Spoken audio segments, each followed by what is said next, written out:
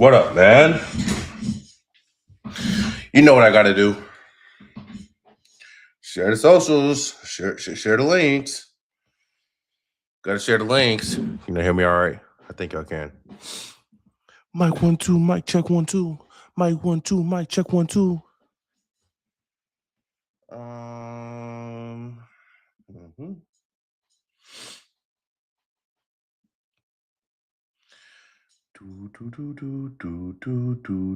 Do. Oh wait. Share link. Copy link.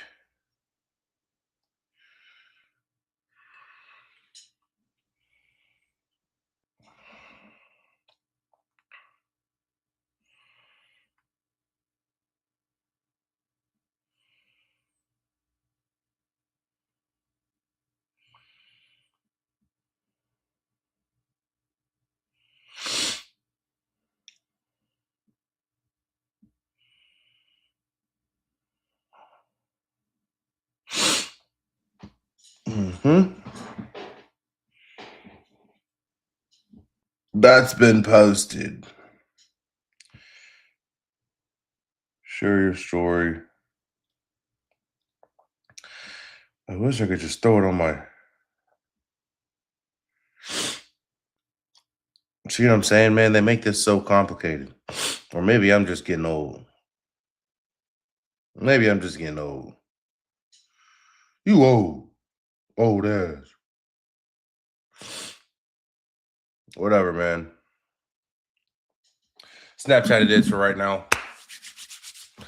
What do you say we get into this? Good morning to my Americans. Good afternoon to my Europeans, man. Hope y'all doing well so far, man. Having a great day. For those still in bed, you can stay in bed, man. Get some sleep. Get some slumber, man. Rest up. Welcome back to The Motion. Hosted by your boy, TG the PG. The point guard, the point god, Trent Gibson. Also, got it. Hosted by your boy Big Z, the largest Z. The biggest Z among the land. Welcome. I hope you guys are doing okay today. I don't know if it's like my fan or what, but this cough, it's got a hold on me, baby. It got me good. All right, guys. While we wait on Trent, man, let's see. I definitely have something I need to yap about. No questions asked.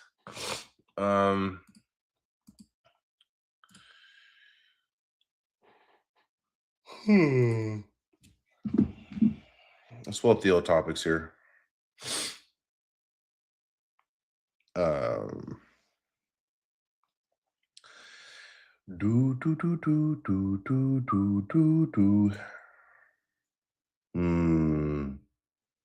I went on TG, but I like this one. I like this one.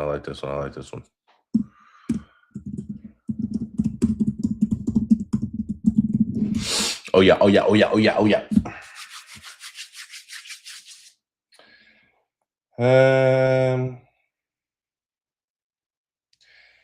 I think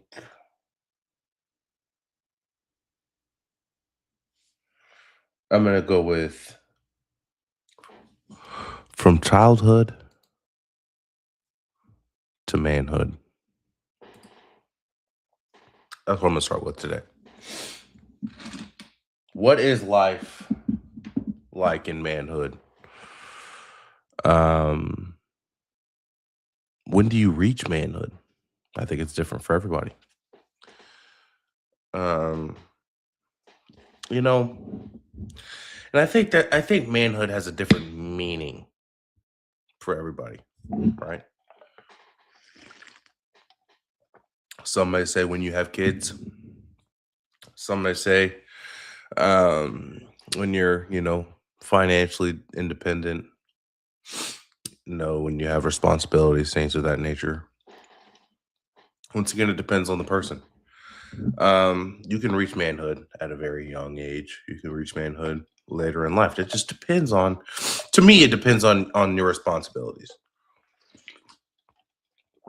The moment you move out your parents' house, you grown. You may not be grown in age. You move out some folks move out 16. I believe what my grandma, shout out my grandma, she was, gosh, I think she said when she turned, it was either 16 or 18, she moved from Alabama up to Rhode Island by herself. She's grown. That's a grown woman at that point. I mean, um, so with that being said, man, I think it's so interesting to be where I am in life right now at 25. I look to my left, I see people who seem like they have it figured out. I look to my right, I see people who are, you know, still living at home doing what they got to do. And there's no issue with that. Obviously, if you're doing right by your folks, then that's okay. But if you're just mooching and you're not working and you're not saving, it's time to figure it out. Um, so yeah, I do. I think it depends on the person, man. But let me tell you about my transition. It's been something else. It's been something else. Not in the sense that it's been hard or anything. Um, it's just been so eye opening for anyone, I would think, right? You live your whole life. Uh-oh. You live your whole life a certain way, right? With your parents, certain rules, regulations, things you can, things you can't do, things they won't let you do, regardless of what you may feel about it. Um, I think in my sense, man, I was very dependent, obviously, because I was a child. But I was also very independent in the sense of like they I had a lot of freedom. They trusted me with a lot, right? Which was awesome. I absolutely love that. So I got to do a lot. I got to have a lot of fun, right? I got to spend a lot of time with friends, right? I got to, go on trips, things like that. And then baseball wise, I was traveling a lot for that. So that was always nice. Um, hold on, y'all.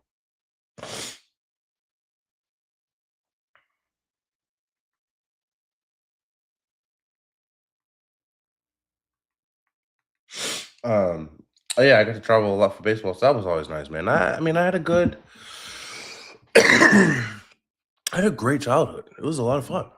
Um, and then by the time I'm,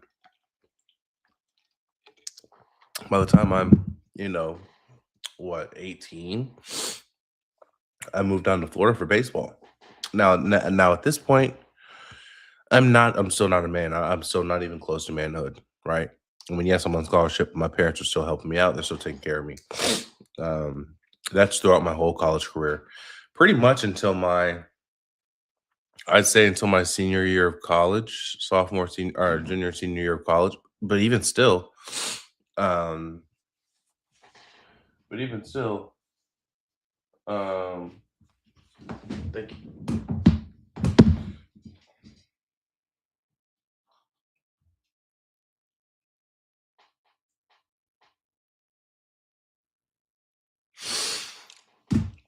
Whatever.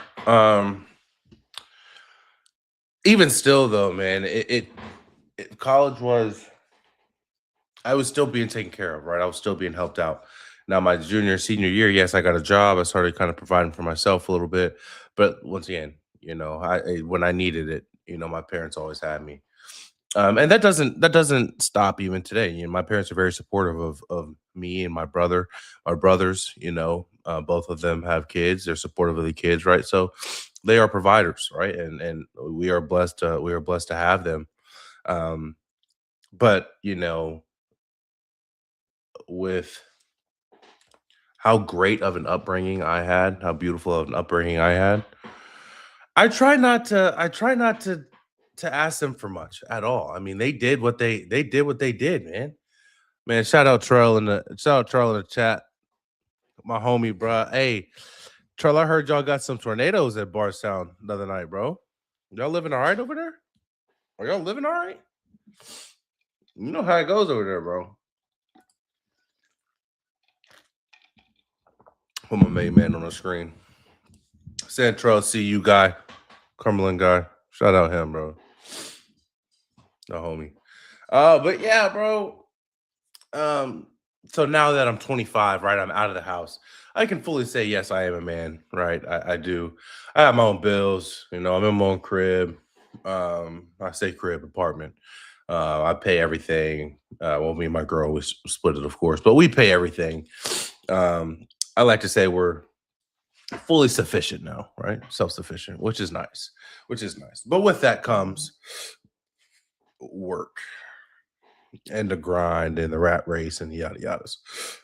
That's the ability to put up with work and the rat race and understanding that you know what you're doing.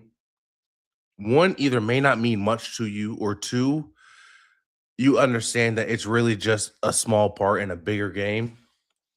To be able to do that day in and day out, that to me is manhood.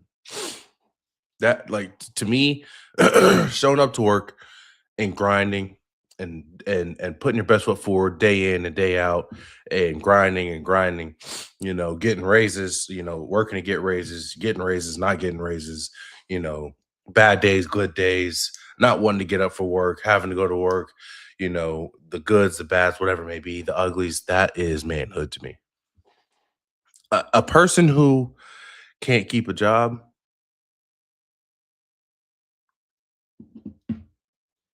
you're not a man. You are not a man. I'm sorry.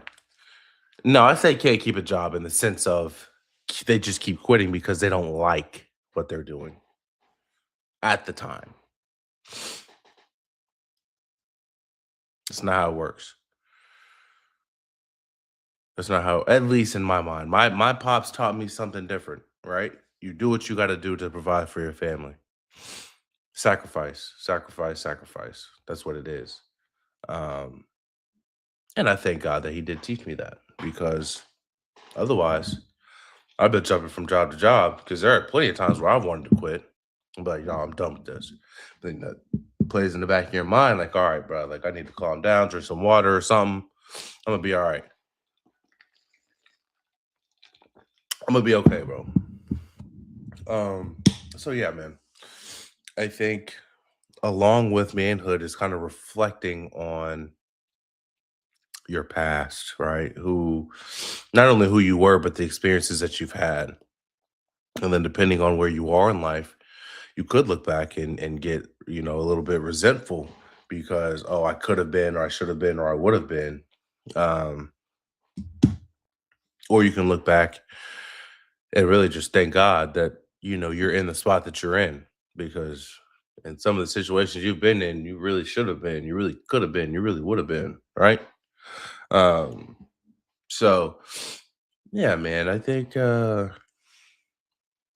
manhood is growing each and every day, is learning, is pushing forward, figuring out do's and don'ts, figuring out how to navigate relationships, and not only with your significant other, but with your friends, with your family. Um, I think it's figuring out yourself. I think it's figuring out, how do I operate, right? How what is it that I need to do day in and day out that makes me tick, that makes me the best version of me each and every day, right? I think that's important. I think that's very important. I I think I know, for myself at least. I think I know for myself at least. Now, does that mean I'm disciplined in that? No, I'm not. I'll be real with you. Um, but you got to know. And you have to try. You have to keep trying. You can't stop trying. Once you stop trying, that's when you crash out. I've learned that myself. Once you stop trying, that's when you crash out. So yeah, man, that's my soapbox for the day. Manhood. Little fun. All right, y'all. Let's see. We're gonna turn on Shawty and Betty. She was under me. We're gonna turn on my boy Wheels, and we're gonna watch some. We're gonna watch some baseball since I have not caught up a ton. This is college baseball here.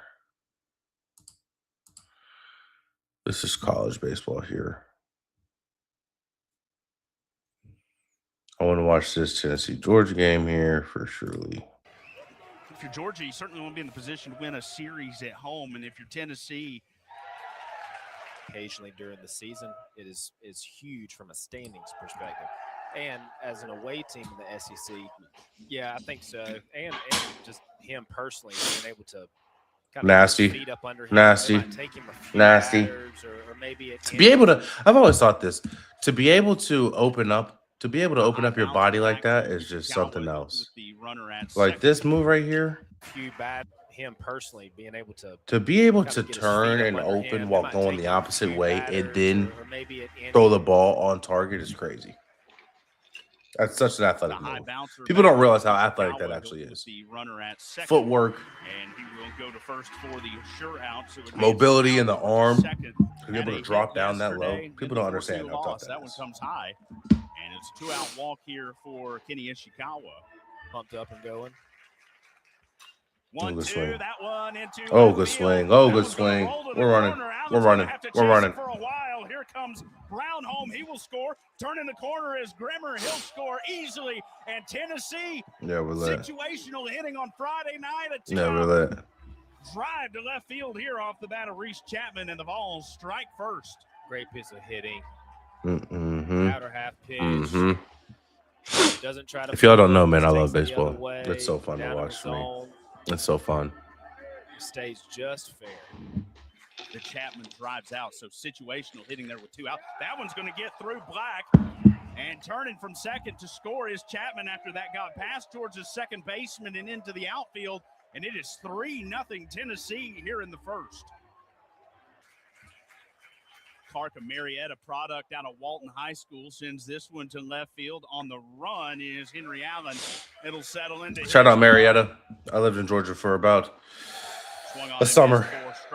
Playing baseball, man. Shout out Marietta. I lived in Marietta, Georgia. 2-2 the count. As Phelps swings and misses for a third strike. This is a good opening weekend for baseball, for college baseball. I will say that. It was really fun. Swung on and miss.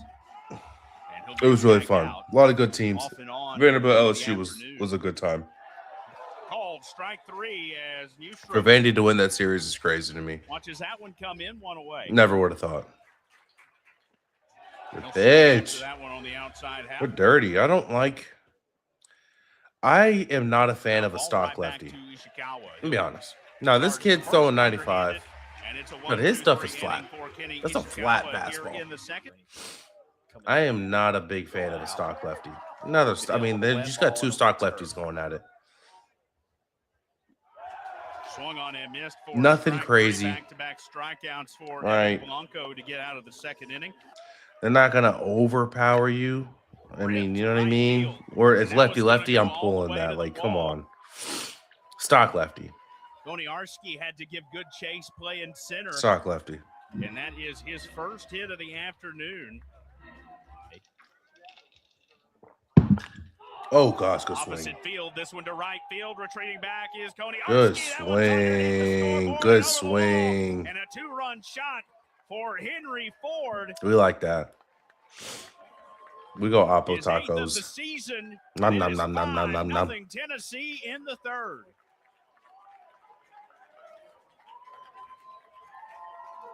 Big swing from Ford, who also hit a home run on Friday night. I don't know what that was. It almost looked like they were trying to be like the DR a little bit. One thing about Tennessee in general, bro, we're gonna steal some shit that's not ours. It just never fucking fails with us, bro. It never fails. Right field.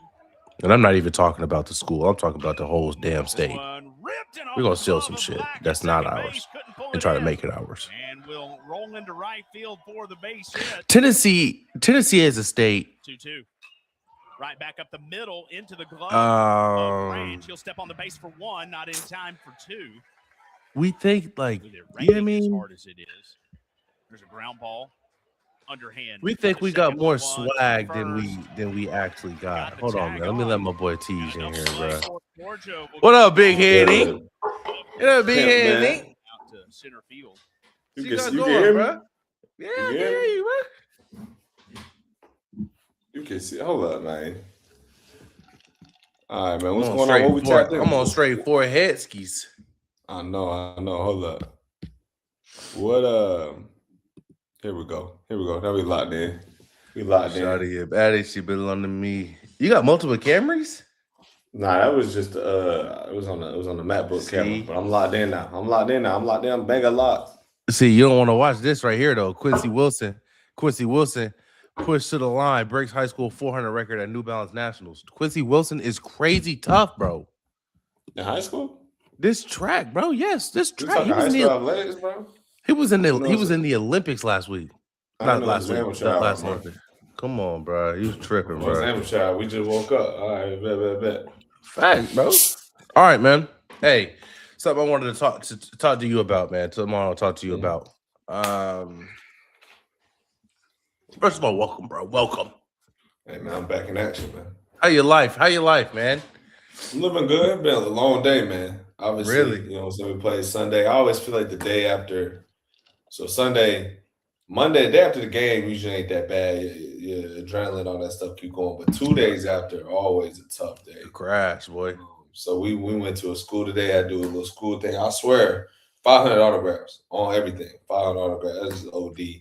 My autograph not that good either. So we was in there writing. Kids loud as hell. You know, that's ESP all over again. So I'm in there bit tired. I got to pull up straight to practice. Yeah. Coach talking about, you know what I'm saying? We not locked in. Like, coach, I'm tired, bro. But Did coach put that on? Who put that on for the autographs? Organization?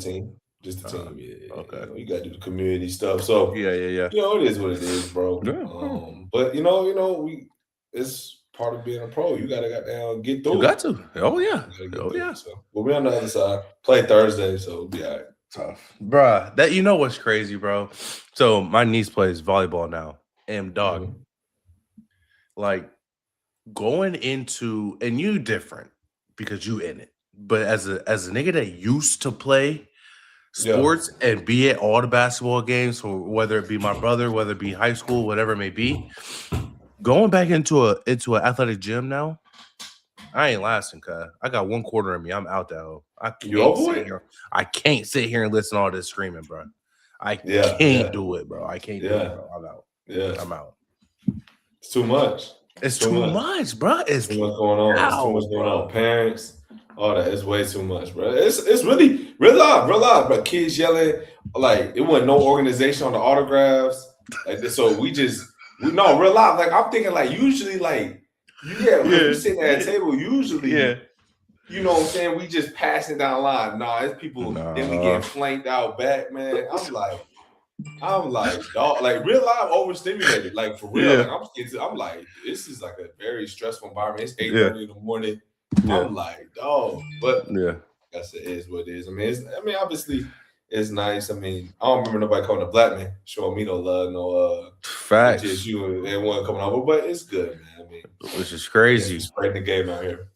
We're gonna talk about that a little bit later, but why they don't show no love to the city, bro? But our city backwards for sure. That's my favorite place. I'm gonna live there for life, but our city backwards is hell. You ain't show no love. What you mean? I'm always back. I'm always back in the city. I work out with guys. But you're not going Blackman High School with BT and helping practice for a day. I ran the camp after the rookie year. After my rookie year, I went ran the camp. 3-day camp. Yeah. I mean, camp. It was a Barry Workman camp, but I was with the older guys. Good for you, man. Hey, shout out TG, bro. Hey, TG, I was little money first 2 years. I can't do nothing monetary. You feel me? First 2 years, I'm poverty line too. I'm checking. You feel me? But now we did. You know what I'm saying? We might get to something eventually. But we got to, bro. You got to go ahead and get something going, bro. We need that jersey up. We want to do something. Where that at? Where the jersey up? They got DTs up? Nah. I don't know. They got Crystals. Yours ain't. But it's because they went league. Crystals is up. Jawan's up. Price is up. I think because all them boys went league. But so we got super high standards. You go league, you get it up. See, that's crazy. But it's not even in the gym. It's the little trophy case outside. Yeah. So, I need mine up. I respect it. Shout out Big Z, man. Shout out Big Z, best baseball player in Tennessee. Classic. Respect it. Hey, man. I want you to talk to me, bro. Today's gonna be a little bit different, all right? Okay. I'm interested. Looking at topics yesterday, I'm like, man, besides the normal, and we're gonna talk about the NBA expansion, what that looks like. We're gonna talk about Italy. Did you hear about that? No, I didn't hear about that. Yeah, they're talking about going to Vegas and Seattle. Okay. They're gonna move the Grizzlies and the Mavericks. The Grizzlies. They're not gonna add 2 teams. They're just gonna move. No, they're gonna add 2 teams, but then they're gonna move those other 2 teams to the Eastern Conference. Oh, okay. I forgot who it was. Yeah. And then obviously Italy versus Venezuela. They played yesterday. Good game. Venezuela ends up taking after a 3-run inning in the 7th inning. So the matchup will be Venezuela versus USA tonight. And then we go into the interview style life in TG's world. Okay. All right. That's major. Trap jump. I like it. Trap jump. All right. First, I want to start off with this though, man. As a professional athlete, man, what and I'll chime in as well from the college standpoint. What does mental health look like to you as a professional athlete? Do you hold a lot of stress on yourself, man, or are you a guy that you usually just let it go, keep it pushing? No, I definitely think obviously it comes and goes. It depends on the situation. I wouldn't say I prioritize mental health in a stance of like meditation or anything. I've never been on that. I wouldn't say or go see a therapist. I've never explored those options. But a lot of it, I think two ways of dealing with it. I guess the first way is always just, to me, it just is what it is. Yeah. Right? We got to take it. We got to roll with the punches. And I think from beginning, things were never really easy for me getting into the game of basketball. Even all the way going to college, having to play Division II, right? So obviously that stuff can hurt mentally because everybody want to have that D1 dream. Everybody feel like they want to make it, and then you at a place where you didn't want to go. But I think that also builds resilience, right? A lot of guys I think can play at these high Division I levels and then end up having to not go to the NBA, and then they struggle because you didn't get that opportunity, or you know what I'm saying, you ain't used to mud. Whereas I feel like my whole time has been some form of getting out the mud. So mentally, sometimes it's crazy. I feel like I hoop my best when my mental's at its worst. I think, as a human being, it's good, but if your mental health's too good, it's hard to perform. Yeah. It's hard to have that motivation. It's hard to have that drive. That really sounds bad. But, my junior year, it was COVID year, ended up winning Player of the Year. I said, I ain't coming out this room. Like, unless I'm playing basketball, I ain't coming out the room. Just sat in the room and did nothing except play, right? Which is bad for your mental. And that does not last long. You can't do that your whole career. You can't do that for life. But sometimes it's necessary to go to a different place, a dark place, a place. But I think the biggest thing about mental health is being able to change your mind, if that makes sense. Being able to put your mind in different places to achieve what you want to achieve, to be honest. Yeah, man. I like that, bro. I think something you said it was about a podcast or two ago when you were talking about like you feel like as humans we thrive, at least yourself, but you thrive when shot clock running down, pressure's on, game on the line, right? And I agree with that. I agree with that statement, man. And to play it into the mental health side, man. I mean, there is kind of a intuition that I have, and that some people have, where you kind of look down the line and you can feel how something may play out. So for me, man, growing up, I played baseball, basketball, and football when I was a kid. Hated football. Really, honestly, man, as a kid, I really didn't think much of basketball. I mean, of baseball. I love to play basketball. That was it was always fun to me, man. Being in a team sport, being around other hoopers. It was fast paced. Obviously, it was easy to love as a kid. Well, I get older, right? Obviously, my brother becomes who he is, and then I go to a Lipscomb camp in 7th grade. A Lipscomb University camp. Shout out there, man. It was a cool camp. Went with some of the homies that I played basketball with. It was one of those. It was like a 3-day camp, so we stayed in the dorms, yada yada. It was fun, man. Well, after the camp, first of all, I killed at the camp. I was killing at the camp. But after the camp, the coach, Lipscomb's coach, was interested in me in 7th grade, right? Reminder, my brother got his first scholarship in 8th grade from Vandy. I felt that then, and people ask me why I don't play basketball anymore.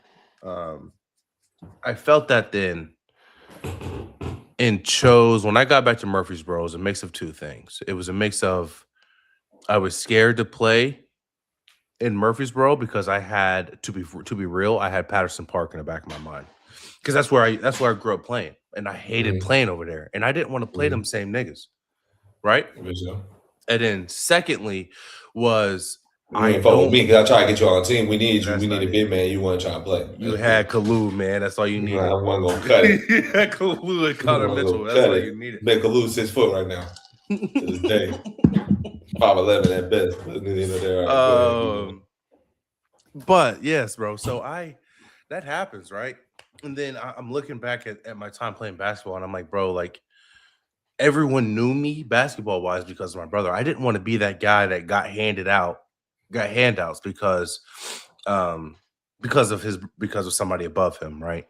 So I chose not to play, man. I chose to stick to baseball.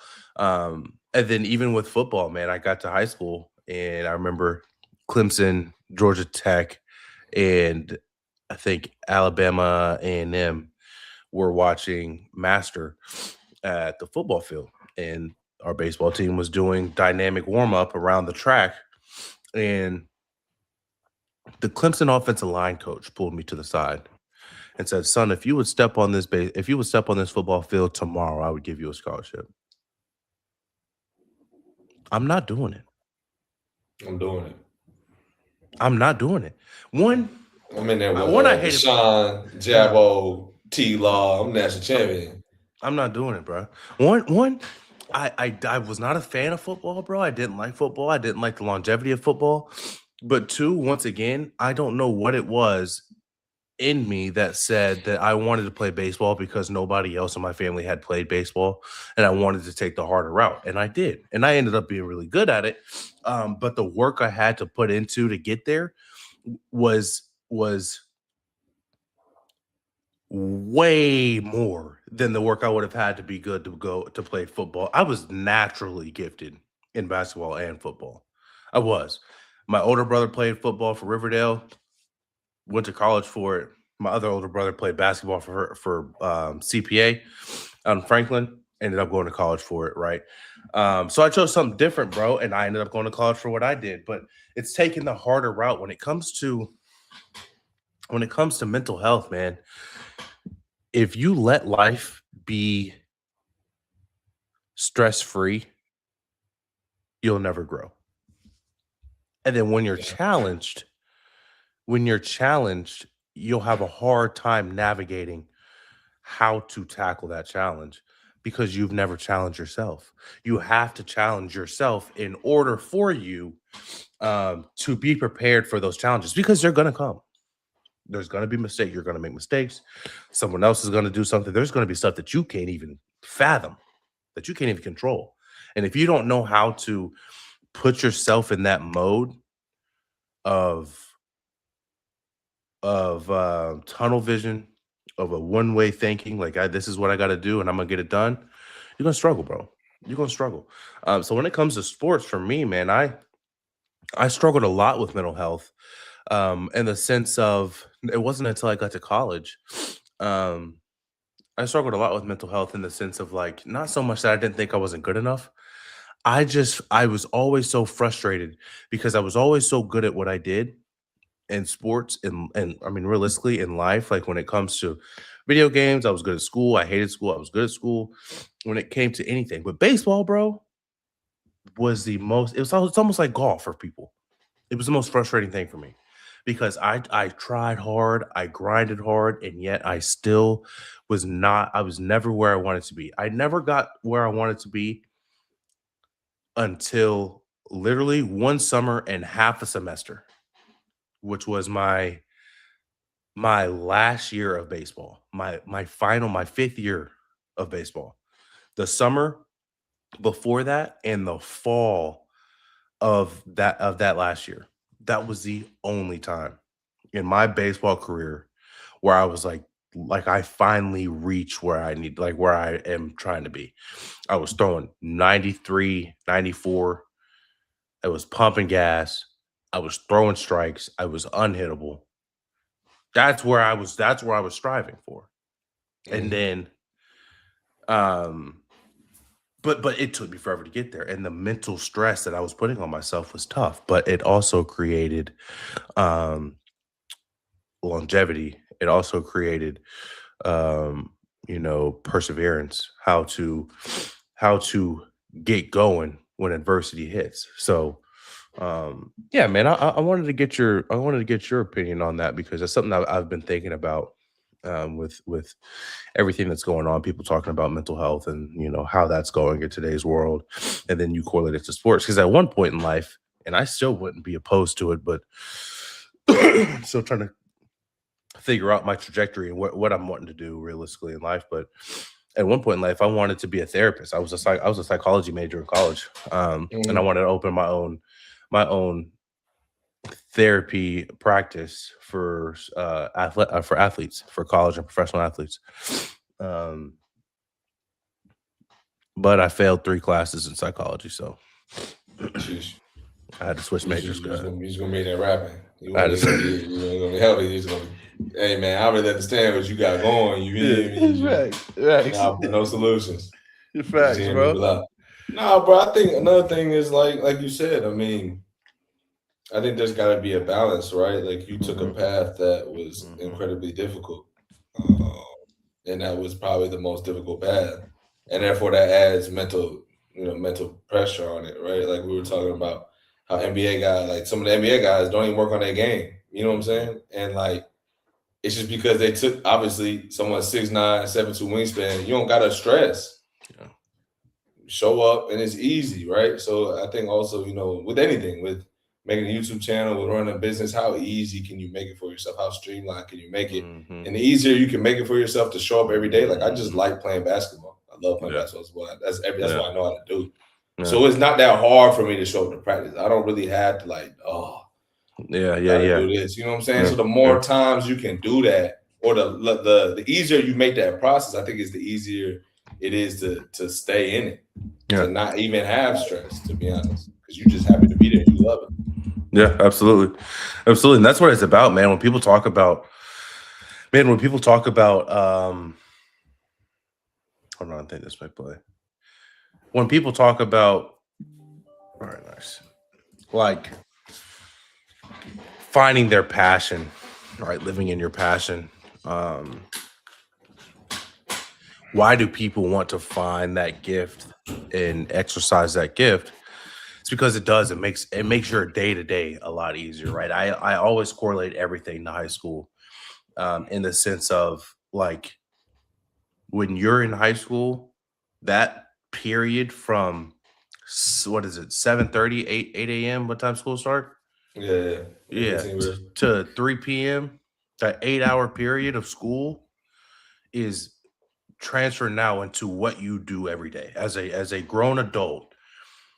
Your everyday now used to be 8 hours of school, right? Yeah. And you spend the majority of your day in whatever that may be. So you then have to go find something that you enjoy every day, because if you don't, it'll feel like you're going, like if you're like me, it'll feel like you're just going to school every day, wasting time. So figuring out what it is that makes you tick for UTG is basketball. You found that vehicle young, right? And exercising, you kept exercising it. Now look where it's taking you. But for people who don't have that figured out, one, it's okay. It's gonna come, right? Life is all about figuring it out. But two, man, you have to try things. You got to try things. I mean, I tried being a pitching coach. I enjoyed it for a little bit, but then I realized I don't like kids. I'm gonna be honest. I love kids in the sense of like them being like us being like family members, and like it's cool, funny. We worked ESP. I didn't mind ESP, extended school program. These kids were funny to me. Set me up. I was set up. Jerome, shout out Rome. Shout out Romy Rome. Rome 18 now, for sure. Rome pushing 18 now. Shout out Rome, bro. Rome was the king of ESP, bro. He's a Chapo moving way to ESP. No bull, bro. No bull, bro. I'm telling you, I don't want to see Rome in the street. Oh my god, bro. Oh my god. Tucking chain. You know he was heavy body too, so he coming in. I know he coming in. I'm stripped. Oh no, bro. Oh, Rome was the GOAT, bro. Shout out Rome, bro. No, man, but I didn't like pitching. I started not to like pitching lessons because kids didn't listen. Kids nowadays just don't listen, man. It's hard to get through to people like that. There's one kid I had that he was good. I liked him, but yes, it is, man. But you have to try things. You got to try different things, man. Even with this podcast, I actually really enjoy doing this podcast to the point to where I'm spending a good amount of money on making sure that I have everything I need to be successful. And then from there, we continue to go. So whatever it may be, man, you got to try things. You can't be scared to step out there and try things. Now, once again, like I was talking about before TG got on, make sure you got a job first. Pass. You need money. You need some revenue coming in. First and foremost, get some revenue coming in. Once you get that, you got your budget laid out. You know that your bills are getting paid. Now you have the mental freedom to go out and try different things. But if you sitting there, you know what I'm saying, down on your last every time, trying to, spending all your day streaming, you know what I'm saying, spending all your day trying to do the little Amazon joint. I mean, come on, bro. Get some consistent revenue coming in first, and then let's go there. But yeah, man, great topic, man. Good insight on UTG. All right, man, let's talk about this. Let's talk about this NBA expansion really fast. Okay, I'm interested on this. I didn't see this coming. Yeah. Sources: NBA set for first vote in Las Vegas, Seattle expansion. The NBA will hold a vote at the Board of Governors meetings next week to explore adding expansion teams exclusively in Vegas and Seattle, with the two new franchises being targeted to start play in 2028-2029 season. This is momentum within the Board of Governors and league office to approve moving forward with taking bids for franchises in Las Vegas and Seattle, according to sources with knowledge of the discussions. Let's see. Industry executives project proposals in the $7 to $10 billion range for each team, and estimate that both markets would be among the NBA's top 8 revenue generators. The market appeals of Las Vegas and Seattle, plus the parity-friendly collective bargaining agreement, will likely lead to a robust purchase market for expansion. $7 to $10 billion is wild money. It's a lot. I think. Celtics and Lakers both went up for sale in the last year and a half. I mean, it's a time. But the market, I think the sports market is. I don't know. It's reaching. It's close to all-time highs for sure. Let me see if this will stop. If this will play, and then maybe we can watch a quick little video, see what they're talking about. I think it was Shams that reported it. Yeah. Where did Shams come from, bro? Maybe the Athletic or something. I mean, Woj stepped out and then Shams came. That's right. That's right. Because I was seeing Shams on because ESPN got that ESPN Snapchat where they post like Snapchat clips, and I was seeing Shams on Snapchat early, and I was like, he looked familiar. I seen him somewhere, and I realized it was from there. Breaking news, Shams Charania, take it away.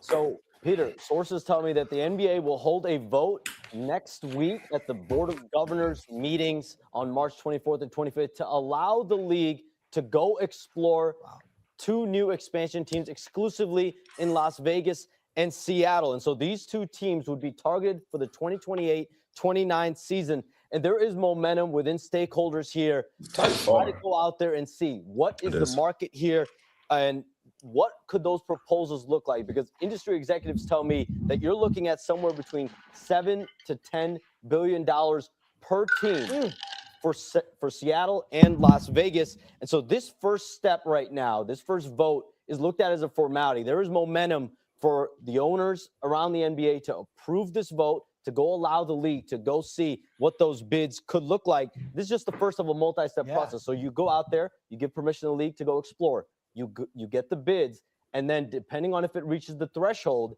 then you have a final vote later in 2026 to approve the move to 32 NBA teams. And so there is a growing majority of owners right now, I'm told, that are supportive of expansion. You think about Seattle and Las Vegas. Those are 2 big markets in the NHL, in your world, in the NFL. And so could those 2 teams immediately emerge as top revenue generators? So that's what we're going to see play out over 2026. And as someone who grew up with Gary Payton throwing the alley-oop to Sean Kemp and then Kendall Gill. All right, I'm done with dude. That was cornball.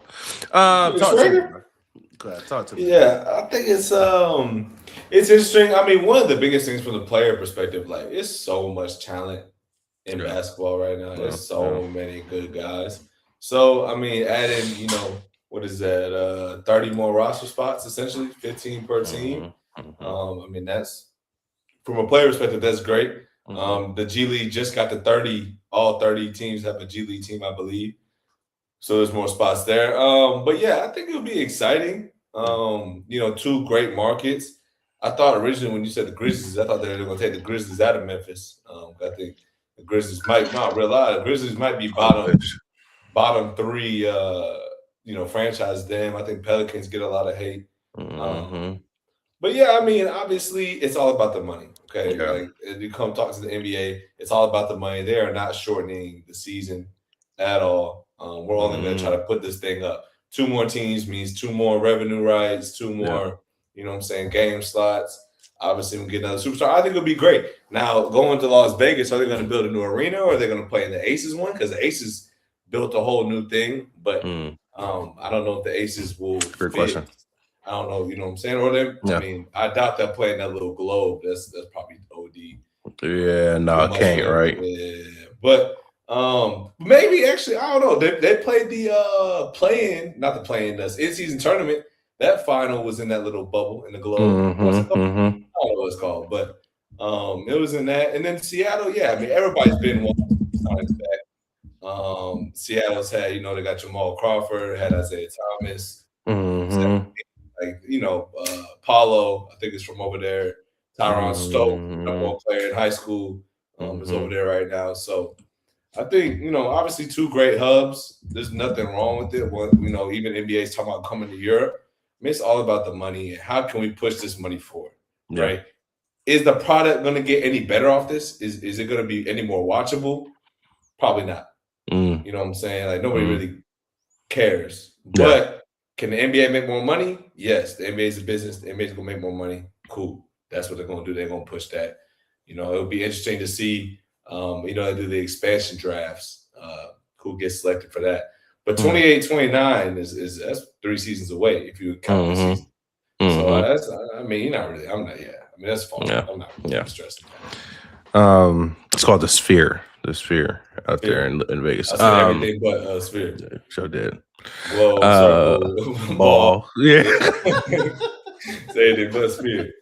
No, I think I agree, man. I think now is the expansion enough because like in business wise, what I'm learning myself now is anytime that you are either having to spend more revenue or losing revenue, you have to find ways to make more revenue. So is this a reason for Silver to say, okay, we get the expansion going, after we get the revenue going from them, then we can shorten the season by these games?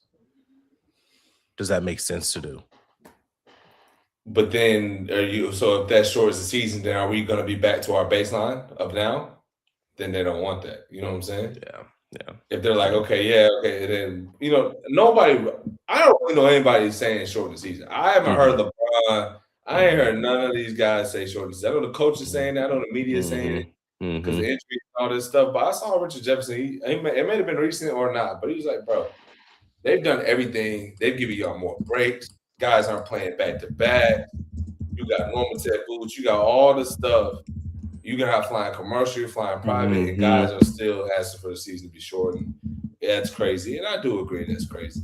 So, man, once again, Adam Silver, like I've said, that they're trying to come to NBA Europe, expand over here. We've seen them already do the Abu Dhabi games, all that stuff. Man, they're going to try to push just like the NFL. NFL plays on Christmas now. Like, we pushing this thing to the end. To the end, baby. To y'all ain't got no more money to give us. We gonna keep pushing this, bro. And that's what it is, and that's what it's supposed to be. To be honest, hold on, in American sports. Richard Jefferson. Let's see what he's talking about here. They're moving towards this, maybe just top 15 guys in the NBA. We'll see if the changes are made. I do want to get to, though, another interesting part of Commissioner Silver's press conference where he was asked about shortening the season, the possibility of that. Take a listen to what he had to say. I'm not against potentially changing the format of the season, even possibly shortening it a bit, if we can demonstrate that that's going to have a direct impact on injuries. And for example, last season, we played 10 fewer games and essentially had no impact. We want to make sure we have a system where our best players are incentivized to be on the floor. At the same time, we obviously don't want to see them injured. And so what we're hoping is we can all work collectively, the 30 teams together in a non-competitive way, together with our Players Association, and figure out what is optimal on these players' bodies so that they're incentivized to play, but aren't overdoing it to the extent where they end up playing too much and pushing through injuries that ends up hurting them. So yes and no. I just want to point out one thing before we get your champion to talk about this, Richard. But the season was shortened last year to 72 games, but it was also compressed. So to say that it was still there was a number of injuries. Obviously, if we're talking October to June or October to April 72 games versus December to April 72 games could have a different effect. What do you think of this, Rich? I think it's absurd. I think this is. I got to stretch here. This is my issue right here. Right, is that you have game readies, you have Normatex. There was years ago where players used to not travel, commercial. We have eliminated back to backs. We now have a week long All-Star break instead of like 3.5 days. And I remember guys used to have to catch flights, play the last game on Thursday, playing the game on Sunday, and then you have a game on Tuesday, Wednesday. They have done every single thing. Every team now has sleep staffs. They have extra training staff. When I came into the league, you had 2 doubled as an equipment manager. You had a massage therapist to travel with teams. Now, guys, if you want to shorten the season, like how much more do we have to make this coddling and all of this stuff go with the players? It makes absolutely no sense. Professional sports is not good on your body. It's supposed to separate the people that can do it. We do want our best product on the floor. Part of greatness is longevity. That's what Michael Jordan. That's what Kareem Abdul-Jabbar. That's what LeBron James. All of these guys, we talk about their greatness over a long period of time. And to keep eliminating this and dialing that to the point where it's like there's nothing else for the players to do. I think it is a joke. I think they should never do this. Now, you were talking about the in-season tournament. I think that's 100% maybe if you wanted to just have a little bit more space. But this right here is the epitome of coddling players to make sure that everything is okay. On top of the fact that players are taking rest days. On top of the fact that they're taking rest days right now. So how are you going to give them rest days and then say, well, we're going to shorten it to 60 games. We're going to shorten it to 70 games. At the end of the day, they're still going to take time off. Something about the money. Some money. Oh, they making all that money. I'm sorry. These are the teams. These are the owners need to get on these. It's not just the players. Don't say the players. It's literally, I've seen guys have a thumb injury and not be able to play back to back because they didn't want their conditioning to be off. Right? Like if you have a thumb injury, you should be in conditioning. I'm going to stop because I'm getting too excited here. But the fact that we want to talk about shortening the season now with all of this stuff, you tore your ACL. I've missed time before this. And it ain't just because of that. If guys aren't conditioning 24 hours a day to make sure that their bodies are taken care of, that's on them and that's on the team. But shortening the season, I agree. He spit some real shit. I agree. Facts, bro. Facts. That's real. Facts. That's very real, bro. I mean, but that once again, he's talking about the softness. He's talking about excuses, all this stuff. Yeah, that makes the product worse. You know what I'm saying? That makes the product worse. Now, once again, people try to blame LeBron, but I mean, everything. I've already, had my spill on the Europeans. So I feel like that makes the product worse. Yeah. But bro, the product is bad. And that is what it is. And if you're a hoop head, if you're a true hoop head, and you have the software where you can watch the games commercial free, the NBA basketball is not bad. I have that. I can watch any NBA game commercial free on rerun or whatever. Okay, cool. Yes, best players. This is great basketball. But as a fan, no, the NBA is garbage for real. Like I'm serious. For real. If you watch a European game, an overseas game, it's an hour and a half of your time, an hour 45, and you're done. Okay, we media timeouts. Obviously, all that stuff, all the media, all that stuff brings in more money. But if you just appear, you want to watch a European is so much better as a fan experience. And I just feel like, what I'm saying, that's where the NBA is going, just towards the money. And that is what it is. Yeah. But to answer your question, what we've been talking about with the expansion, all that stuff, they're going for the money. Like, it's just money. The league's not getting shortened. None of the stuff's getting condensed. They're trying to get the chicken back. And that's why they should, because they have to come out with these, what I'm saying? They have to offload it. I was watching St. Louis play Dayton, and the second half was a whole hour and a half of game time, of real time. And so that stuff is, I'm sitting there like, this got to be over soon. I look, something was covering the time. Look, 11 minutes left in the game. I'm like, you know what I'm saying? Then we come back from a media timeout. Somebody get fouled, another timeout. That's crazy. Like, that's the crazy part. Yeah, NFL games, it can go come back from commercial. They kick the ball off. It's another commercial. It's another commercial immediately. Yeah, it's extremely hard to watch. And if you grew up in America, if you only watch American games, you don't know any different. Yeah, if you watch overseas game, you see how just quick and how you just get basketball. You turn on the thing for basketball. You just get basketball. And to what Rich is saying, I just think that's why the product. It's tough because you, as a fan, you got to do a lot to watch the game. Yeah, you're right. Be dedicated. You have to be dedicated. Right. And it comes down to revenue, bro. Because why the TV timeouts, bro? These commercials have paid money. These businesses have paid money to get their commercial ran during this game. On top of that, bro, think about all of the advertisements, whether it be on the court, on the jerseys, in the arena. Bro, it's on the ticker, on the screen, bro. The commercials, it's everywhere, dog. Like, to the point where it's on the backboard. Like, damn, absolutely, bro. Can't even see. Thanks, bro. So you're pretty much numb now. Yeah. I mean, ESPN, you watching ESPN bet. Like, come on, bro. Yeah, it's ridiculous. They can't even talk about a game without giving you the odds. Yeah. It's nuts. It's crazy. It's nuts. I wonder why I got gambling problem. You turn around, it's parlay. All right. Right. Exactly. So yeah, man, I'm curious. I think we both know the issue. I think everybody knows the issue. But ain't nothing gonna be fixed because we all about that money. Let's go ahead and move on to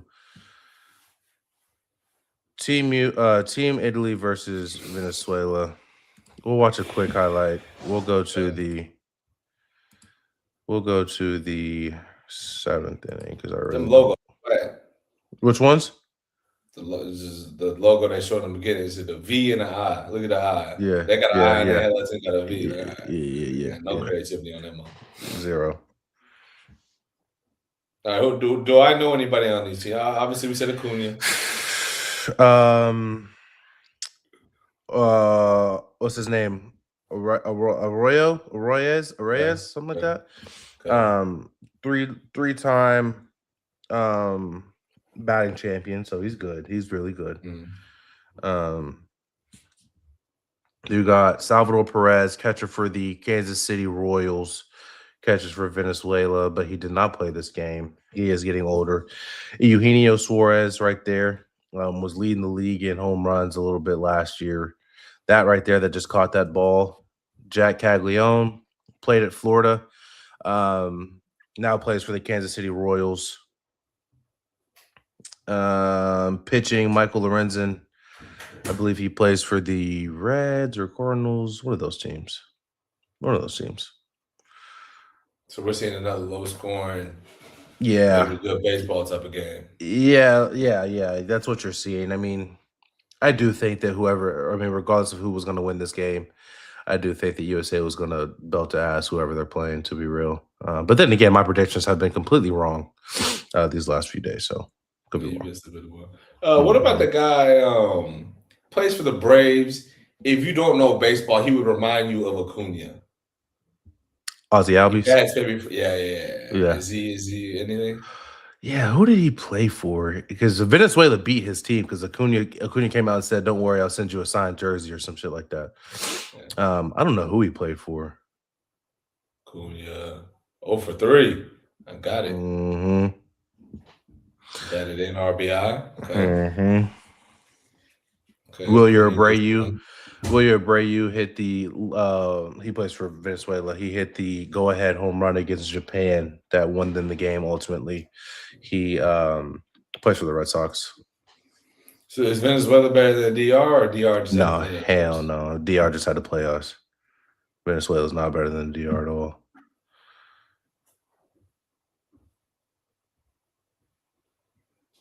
This right here is what won them the game. That's crazy. Is that Rudnin? Third base, Odor. You remember? Yeah, you remember Odor? They put a hand on somebody. Yeah, I think he's a third base coach for Venezuela. Oh, he's not playing no more? No, I don't think so. There he go again, bro. But Reyes, bro. Reyes is tough, bro. 3-time batting champ, bro. He's tough. He gets his. Champ is that most it's like best hitter in the conference. Okay. Or a conference in the I think conference. Yeah, we know y'all give out unlimited awards over there. So OD awards for sure. Jack Caglione goes down on strikes. You go 9th inning. So I think this is where, ball game. Nice. Yeah, they're sick. Why is Jose Altuve in the crowd? You a fan? I guess. He's still in the league? No. I'm pretty sure he is, bro. Yeah, I was gonna say I'm pretty sure he's still playing. How old is Jose Altuve, bro? 50. 35? Oh, I feel like he's been around for life. Nah. I mean, he did get drafted in 2011 to the Astros, but that's because he was one of them ones that got drafted like 12. You know what I'm saying? Okay. Let's look at these stats. Acuna 1 hit, 5 at bats. Arias 1 hit, 4 at bats. Garcia 2 hits, 4 at bats. Eugenio Suarez 1 hit, 4 at bats. Tovar no hits. Gleyber Torres 2 hits, 2 at bats. Wilyer Abreu 0 hits, 2 strikeouts, 4 at bats. That's not going to cut it. That's never going to cut it. On Italy's side, obviously, you're not seeing much from them. Pasquantino, no hits, 3 at bats, 1 walk, 1 K. Caglione, 1 hit, no hits, 1 run, 3 at bats, 1 walk, 1 K. So you're not seeing anything crazy here. I do think, regardless, like I said, of whoever won this game, I think Team USA comes out and crushes.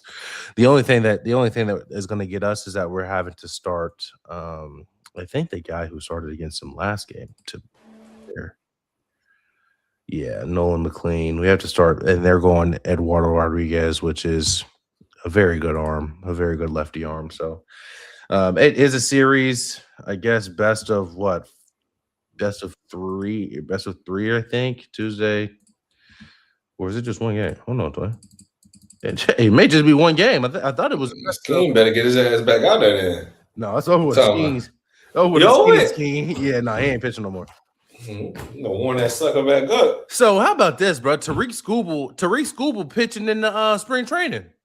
So everybody looking like, you pitching in spring training. You couldn't throw for the team. He wanted that small, too much pressure, bro. I told you, he's like me signing autographs this morning, bro. It's too much. He ain't too deep. Ain't too deep. They were throwing seat cushions, bro. I hit the head with a seat cushion, bro. Bullshit, that's crazy. You see, anything for $1 though. You see Scotty get hit. Scotty Barnes get hit in the top of the head by that little kid. Yeah, that's exactly what happened. That's what you dealing with. Bow. For sure. You supposed to sue, guy. Anything for a check. You supposed to sue. Yeah. All right, man. Let before we move on to what I want to talk about, let's talk about Buddy, bro. You talking about Pusha, man? Pusha, man. Mr. Drug, man. Mr. Move Some Pack. Come on, bro. They're planning on him, bro. Could be. Alabama's Aiden Holloway is no longer with the team. Okay, for y'all to know, Aiden Holloway was arrested yesterday. It said he had over a pound of marijuana on him. He had firearm and whatnot. Yeah. Strap. Yeah, he's been removed from campus. Obviously, is no longer with the team. So pending investigation. Alabama's allegedly. This is allegedly. There it is. Come on, boy. Alabama's Aiden Holloway is no longer with the team as the university announced that the star guard has been removed from campus in the wake of his drug arrest Monday morning. Holloway, the number 2 scorer for Crimson Tide, will be off the team until he goes through the school's investigation process, which is conducted outside of the athletic department through the UA Office of Student Conduct. Tuscaloosa County Police spokesperson Stephanie Taylor said Holloway was arrested Monday morning after agents with the West Alabama Narcotics Task Force searched the residence near Alabama's campus and recovered more than a pound of marijuana, paraphernalia, and cash. Oh, no Blake. Just paraphernalia. What does that mean? Stuff with or something? I don't even know, to be fair, bro.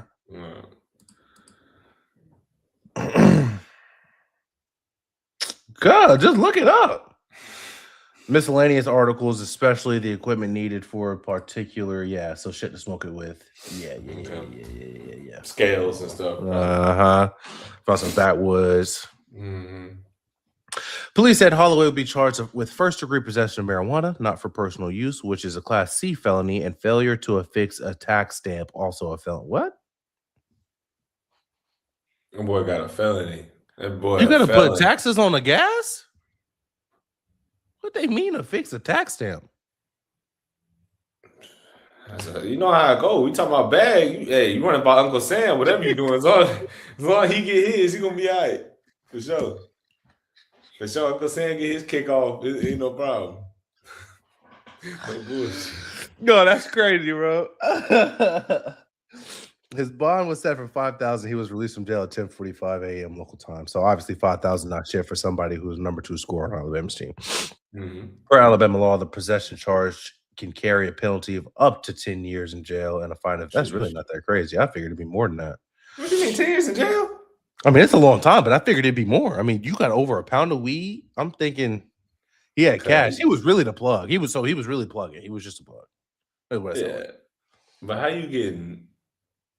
You trying to give him 25 years for a pound of weed?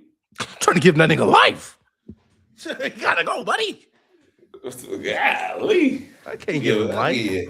Get 15 days and a slap on the wrist. Get back in the game, Pippin. No, that's over with for dude. He ain't never suiting up again. So what you need to as somebody who used to smoke, at no point did I ever think I needed a pound of marijuana. What you need a pound of marijuana for? Love of the game, bro. He pushing pain. For what, bro? You get your NIL. NIL, but love of the game. At that point, it's love of the game, bro. They just love of the game. People greedy. Yeah. Multiple streams of income. You know what I'm saying? You can't rely on hoop for life, man. I mean, I don't know. I can't. You can't. I mean, but there's no rationale to it, to be honest. So it really is just a clown show as a joke because, Alabama's paying dude $300,000 at the bare minimum. Chance people saying, because he came from Auburn. Auburn ain't made the tournament. They say Bruce Pearl put the little tip in.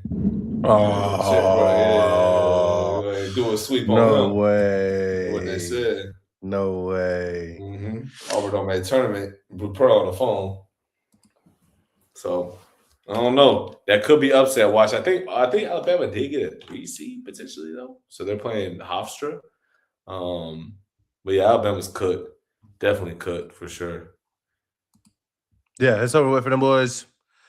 Yeah, 286,000.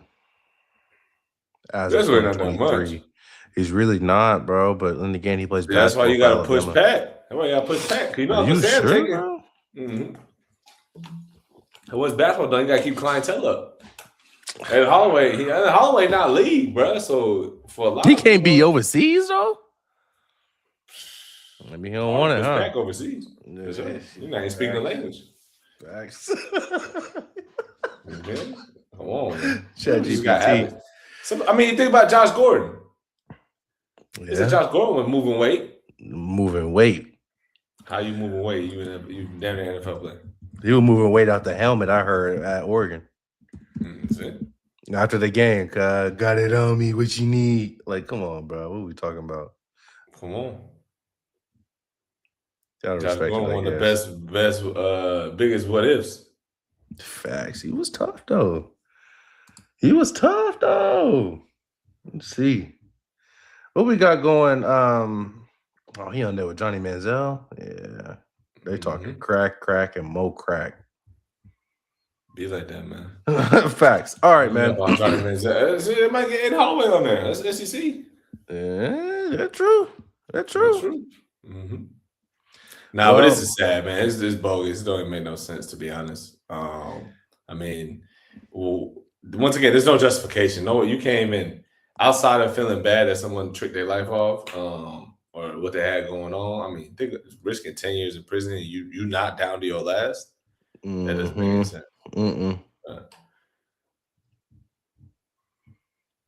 Oh, Penny Hardaway going back to Memphis? Staying in Memphis. He's been a coach. No, I thought he went high school. Oh, never mind. He went coach after high school. Yeah. Yeah, they beat y'all ass. All right, man. All right. Let's have some fun here, dog. All right. I don't have no more fun, bro. Shout out Blackman, man. State tournament start Thursday. Yes, sir. Speaking of Blackman, speaking of Murfreesboro and local Tennessee, man. Mm-hmm. Give me your all-time Tennessee Hoopers. All-time Tennessee Hoopers? Yeah. Do I get 5? I got 5 of them? Or 10? Or what I got? Give me 5, but you know what I'm saying? I want to see what you got.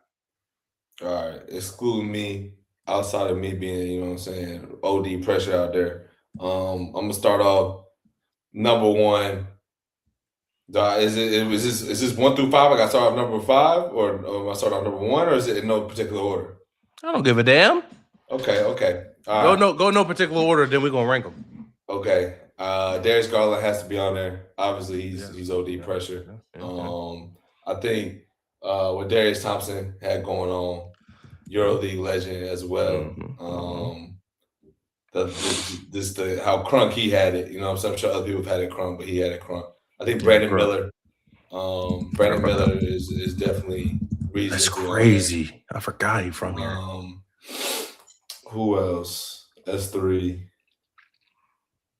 I'm not going James Wiseman for sure. I'm not going James Wiseman. That's not a top Tennessee player of all time. You put nuts on your head though. Sound good. Dad Young's a Tennessee Hooper. Shout out, I'm gonna put that on there. I think that is the elite Tennessee Hooper. That's 4. Who else out of Tennessee really made it happen? It's got to be somebody from Memphis. But the problem with a lot of Memphis guys that I can remember, all the Lawson brothers didn't really do anything. I forgot about them boys. They all went high major, but like I forgot about them boys. None of them really playing pro or really, you know what I'm saying, how you would expect. Nick King was tough, played a little bit at MTSU, but did Nick King really go crazy? Didn't do anything professionally. So, man, Braxton Key. I mean, I know, you know, I feel like had a big name. He did, but won a national championship at Virginia. Did he? Did. You know, playing EuroLeague right now. Obviously, I am capped a lot to the Middle Tennessee area. Yeah, of course, that's what you know. Yeah, but so I'm gonna go Braxton Key off. Okay. If we really break down the numbers, I feel like he did it. Yeah, and he continues to do it. I'm the type of guy to put professional, how you do professionally. Yeah. If we're gonna just talk all the time, so I got Braxton Key, Darius Thompson, Thad Young, Darius Garland. And who was the last person I said? DG, DT, Brandon Miller, Thad Young, Bryson Keith. Brandon Miller. Yeah. Brandon Miller. All right. You got a solid list. And that could be a damn near lineup. That could be a lineup too. You think? I mean, I don't really necessarily got a 5-man, but I got, play five. small ball. You play small ball. Brandon Miller at the 4. Darius at the 3. DG at the 1. Okay. You missing some names on this Dad? Oh, I got that? No, P. I like my lineup. You're missing some names, man. You missing some names, Twin. I'm getting you in the last 15 years, bro. Don't hit me with nobody, you feel me? Oscar Robinson. I think he's born in Tennessee or something like that. I know he had motion in Indiana, but he had something in Tennessee as well. They got God, come on, bro.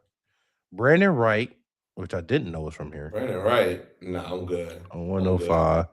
Sean Marion is from Clarksville, apparently. Yep. I'm good off the Matrix as well. Ron Mercer, good passer, of course. Alex Poythress is on there. He's Alex Poythress that ass. I respect that, but he is big as hell, and I think he is in the early. He that booty meat. Yeah, man. I'm trying to look for a list, but I can't really find a list, bro. A lot of these dudes really garbage anyway. Jordan Bone, got drafted. Tennessee legend got drafted. You know who need to be on there? Who? Keyshawn. Keyshawn who? Davidson.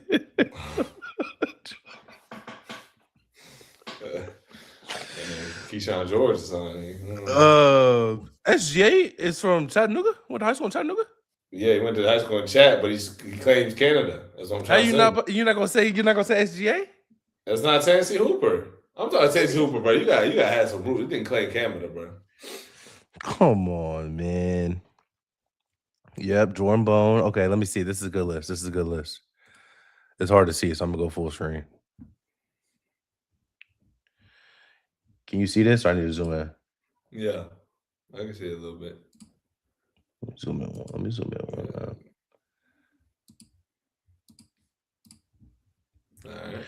All right. Don't know them. Corey Brewer from Portland. Okay. Tough. That's underrated. Yeah, very much so.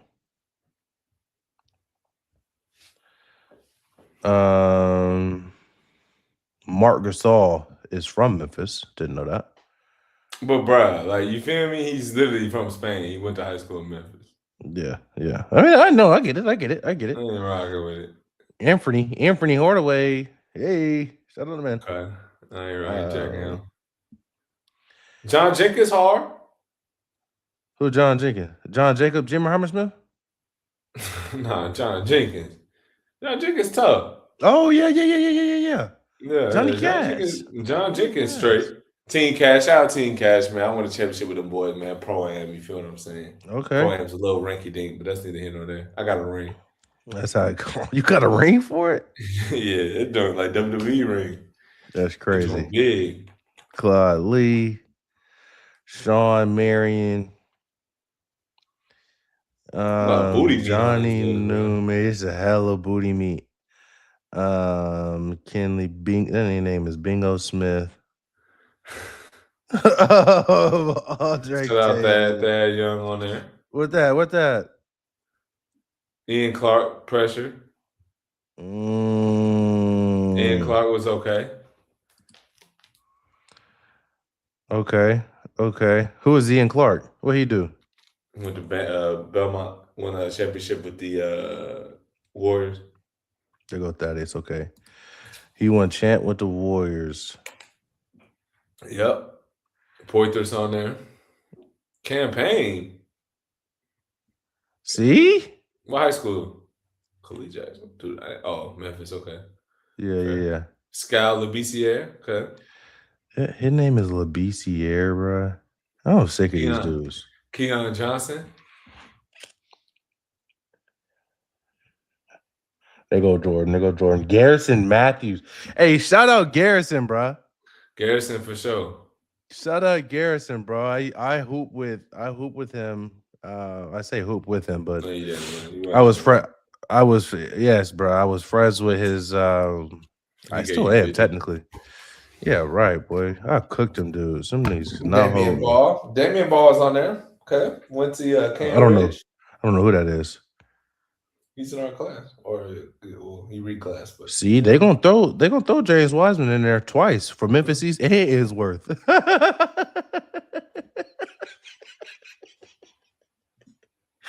That's your main man, son. What's going on, bro? Nickeil Alexander Walker in there. Once again, told you.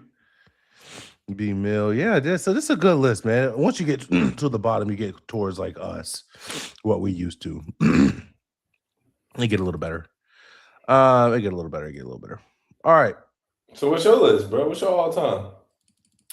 I don't really got one, bro. Because I don't really be locked in on basketball like that. To be fair, I think.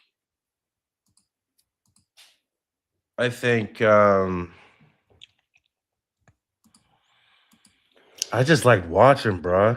I just like watching hoops, dog. How you not on the list? I think I was on the all-decade team, though. I'll tell you that.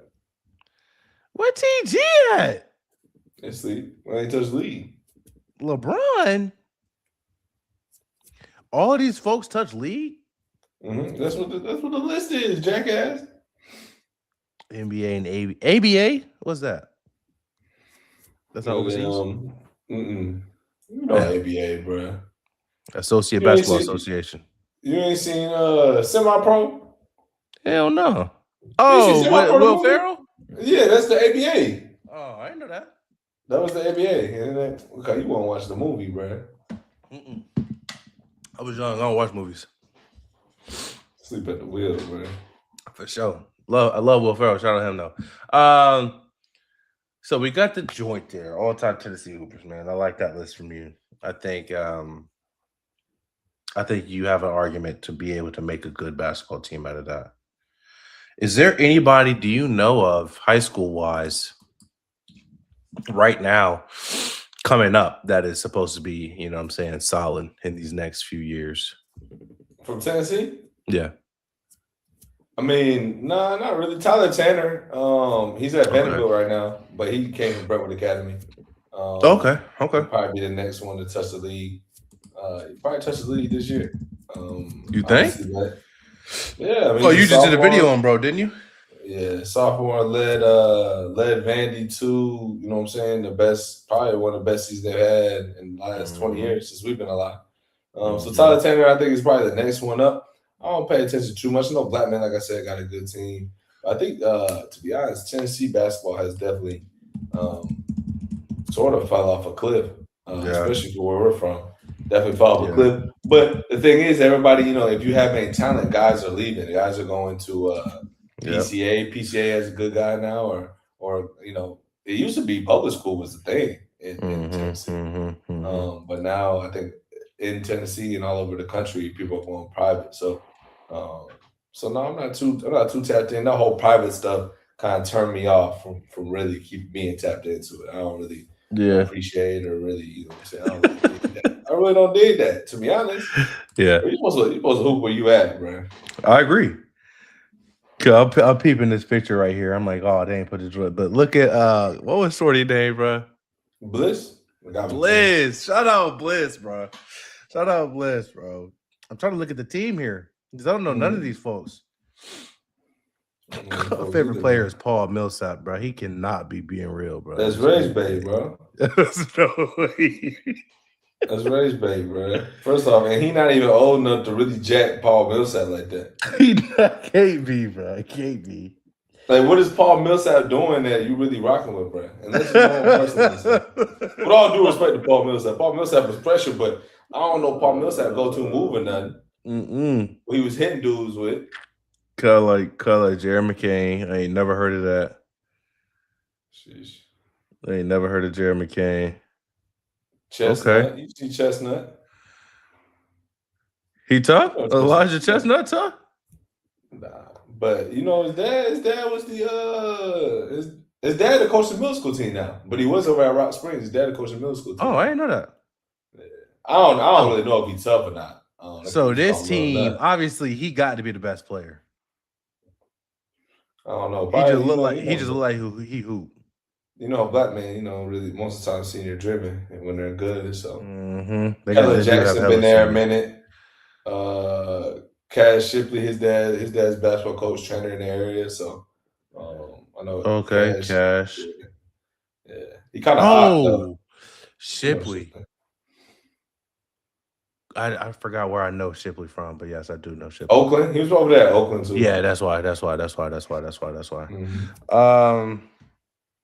Man, shout out to the Blackman boys. They're doing well, man. Hopefully somebody can make it out, man. Get it the Hardaway. All right, TG, man. Let's talk about you, man, for a little bit, man. Let's talk about TG to PG. Okay, is it TG's corner? It's TG's corner, man. Let's talk about TG, man. TG's corner. We got a little jingle on that joint. Facts, bro. Facts. I ain't got no jingles, to be honest. Shit. Jingle bells. TG's all right, bro. So obviously been playing basketball for a long time, man. Why? What happened? Why basketball? Where'd it come from?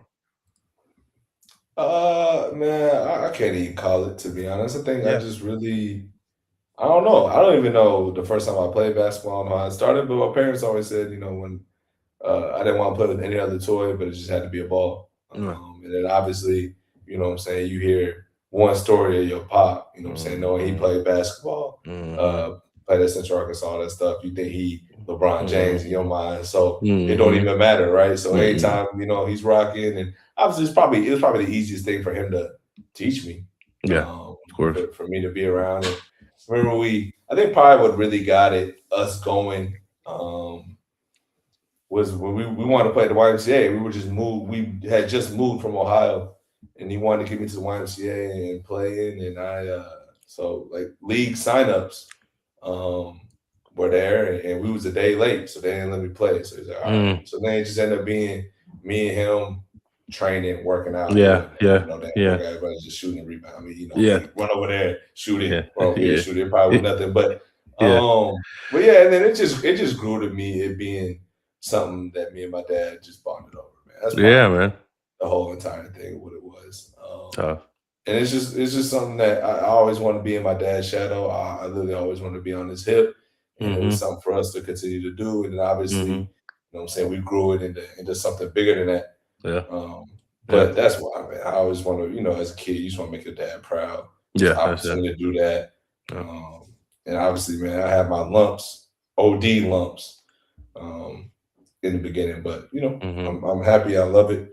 That's how I got into it. Just by loving it. Just by being around it. And it was really something for my dad, to be honest. That's it, man. Yeah, you got to be around it, man. I like that. So obviously, you know, you with your pops a lot, right? He's got a heavy influence on you in your life. How has that relationship in basketball kind of nurtured your relationship with your dad? Do you think it would be the same without basketball, or? I mean, I think obviously, you know, basketball would leave such a big hole in it that we get filled somewhere else. It probably, could be the same thing. But no, I mean, it just gave us our own language to speak. And everything didn't revolve around basketball, but everything was basketball, and we grew our bond through that, if that makes sense. And that's how pretty much any athlete grows a bond with anybody, you know, teammates. But you know, we're always riding together, going to practices, going to games. He was the you know, he coached 5, 6, 7 different teams, right? So I'm at all those practices. You know, I'm at the gym 4 hours a day. Just being there. How can I help? How can I get in practice? I was always eager. I always want to be around. And I think that just, you know, I feel like I was a good kid. I was there for him. And I always wanted to be a sponge. But at the end of the day, man, like I said, I always looked at my dad like he was LeBron. He was one step down from God. He was whatever you want to call it. Yeah. So whatever he was on, I 100% wanted to be on that, and that was that. Absolutely. Absolutely. That's what's up, man. So obviously we know you first started playing, man. We started playing with ARG. You was that hot garbage, man. You wasn't really getting no run, right? You wasn't getting no touch. At what age do you think you hit your stride? Man, it was and we get to the story, man. It was so difficult, bro. Like I think about my child, bro. I don't want that. Like from what I went through playing basketball, I don't even want him to do that. Real life. I'm happy. I made a lot of sacrifice to get to where I am today, and I think now the sun is, beginning to come out. But man, it was a lot of dark days, a lot of tough times, a lot of tears, and I don't think I want my child to go through that. But beginning, man, and looking back, and you can't really reconcile this as a kid, but looking back, like I was always playing with people older than me. Yeah, playing with people. I mean, we're the same age, but it was a lot bigger than me. Yeah. Dog, I'm to this day, I'm not the fastest. You know what I'm saying? So I mean, I had nothing going. Right. So I remember, Lions. His dad named Perry. Yeah, Omar. Lions, bro. Yeah, Omar, bro. And he was the truth back then. Well, he was tough back then. He was the truth. He was tough. He was the truth. So I remember we had Patterson. People be getting scarred at Patterson. Yeah. We was at Patterson, and I'm probably 7. Yeah. And he's 9, 10 at this time. And my dad like, hey, bro, like, cause my dad, Perry, cool. I want you to go play him once. I look down there, he doing 2-ball, cross. And I'm over there, okay, so I'm gonna get my ass kicked, right? I don't know what he's hitting me with, but I just remember just a barrage of ass whooping, like for real. And the good thing was my dad was never upset, right? He was never supportive. He really never said anything about it. He just be all right, it's time to go home. Like, so I'm just like, I'm confused because on his team I'm not playing. We go play ones, I play everyone, I'm getting my ass kicked. Like I'm just like, what the hell's going like how it like I can't catch a win, but eventually, you know what I'm saying? This is probably 2nd grade or 3rd grade. Yeah. I get to 6th grade. Yeah. Obviously, this is when Jay White, Donovan, all the boys left. They went to Nashville. So all my friends, all that stuff, which was all older than me, I was always playing up, had left. So we just came through and got a team, just random people, whatever. But 6th grade was the first time I ever played my own age. Ever. So then it just hit it was almost like a natural hit my stride. I had the ball because everybody else is garbage. I was garbage, but everybody else super garbage. And then, you know what I'm saying? Like I just had to rock. Yeah. So, I mean, I would say 6th grade. Nice. But it's only because I was just taking so much belt to ass. And I think that's something that a lot of kids ain't having nowadays. It's strictly coming, but people don't play up anymore. Right? Even through my whole basketball career, I was playing up. Like even 6th grade, I played my own age. But dad had an 8th grade team, he had a 9th grade team, he had a 17th team. So when I'm showing to practice, I got to practice, right? Yeah. I got to do all this stuff that I want to do, but I was always playing older. So even speed, all that stuff, I play extremely physical. Yeah. But I think it's because first off, I had the speed for it, but you got to. You're not even used to. You're not even used to. So. Yeah, 6th grade probably hit my stride right when I got an opportunity to see the sun. I think that's it was dark days, bro. Absolutely, man. He knew what he was doing, though. I mean, I think you said it's genius. I think that's your little could put smiles, something, bro. No, none of that. Unfortunately, go ahead, go home. Like, can't get no ice cream, nothing. That was terrible, bro. Oh my God, it's over with. Showing up, bro. That's what you gotta do, bro. He knew what he was doing, man. That's a smart man. It just is what it is, bro. Like, I mean, I think I correlate that to myself as well. Playing. It was different for me with baseball, but basketball wise, I always play with my brother. So every time I would go play AAU, I was killing folks because. These dudes, these kids are either my age. I don't think I played up. I think I played up for 1 year. So, but realistically, other than that, I was hooping with my brother and his homies. We was going to Patterson hooping, or we were going to YMCA hooping, or we were hooping out in the front yard. But baseball wise, I I always played my age, besides 1 year. Yeah.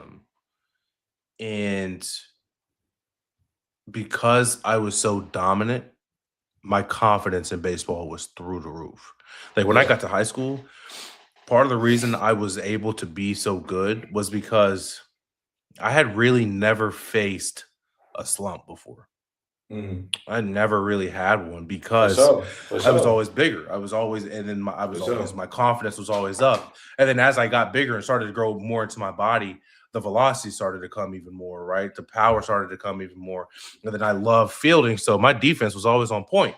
So like my confidence was always through the roof. But then I get to college, and that's where I really saw the difference in this is not what I'm used to, right? Rather than if I would have played up in baseball growing up, then yeah, that when I could have got to college and be like, okay, like I've been at this level before where I'm playing guys that, you know, I'm not really, or that I've seen before. Let's say that.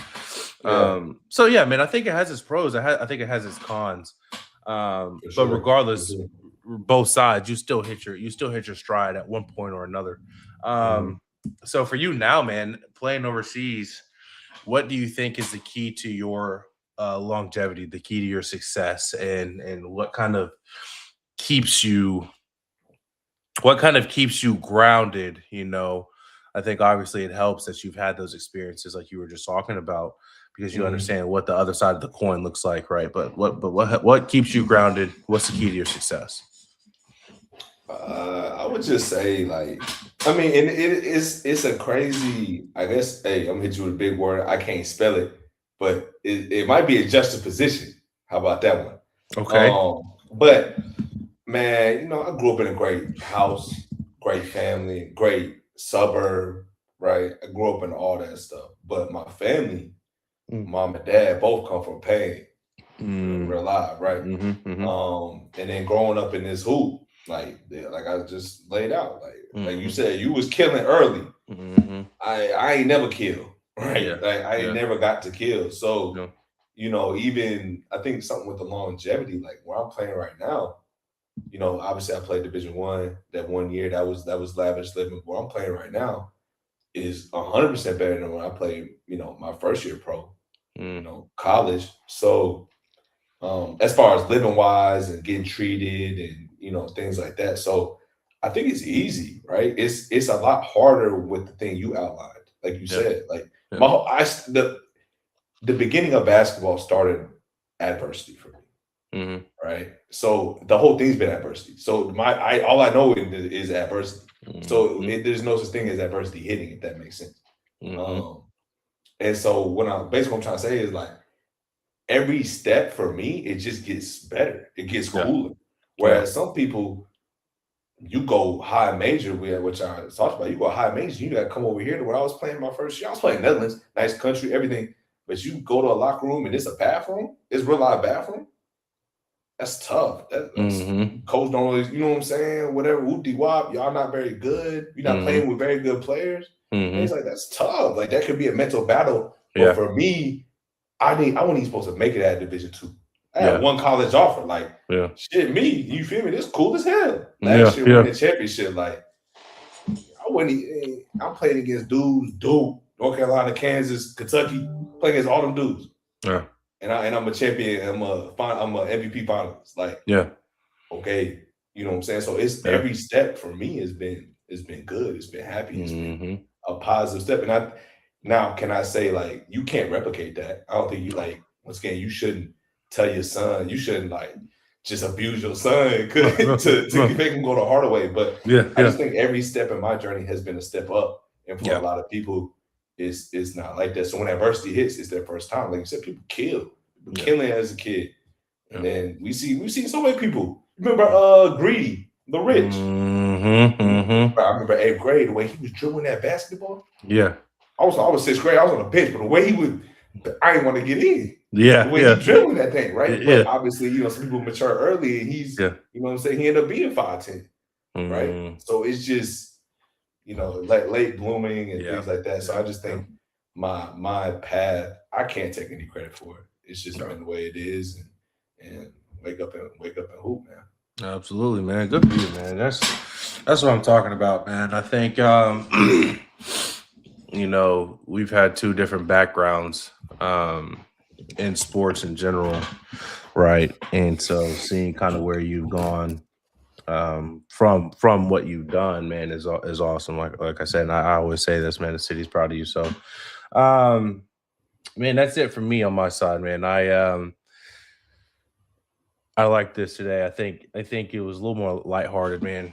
I was looking for topics yesterday. I'm sitting there like, bro, ain't nothing going on for real. Mm-hmm. Right. So then you got to start creating some drama, bro. Fake news. Facts. Fake news day at Centel. Nah, but hey, make your bracket tonight and we can talk about it tomorrow. I'll make my bracket and we can break down my bracket. We'll lock in the bracket then. Let me see here. We'll lock in the bracket tonight. My bracket gonna dust your bracket. My bracket gonna dust the hell out your bracket. It's gonna dust your bracket. It's gonna dust anybody that joined the chat bracket or joined the group bracket. You gonna have to send me $100. I'm coming home a couple months, so you want to hand deliver my $100, man. We ain't getting $100. You know my studio's supposed to be here today, twin. That's tough. That's exciting. But the issue is I gotta go to work. Here we go. I gotta go to work, bro, and I don't know because they're gonna make me be here to get it. You gotta sign for it, all that? Yeah, because it's so expensive. Bad news. Why don't you go pick it up? Where'd you order it from? Apple or Best Buy or something? I ordered it from Apple. Why don't you go pick it up? What's today? No, it said it arrives tomorrow now. All right, bet that's fine. Because originally yesterday it said it was gonna be here today. You checked the Warzone? No, I ain't checked no Zony Zone. See, they might have had those, bro. It do say it arrived today, bro. It's on the way. I don't see how it taking so long. They're supposed to have it at the Apple's joint, bro.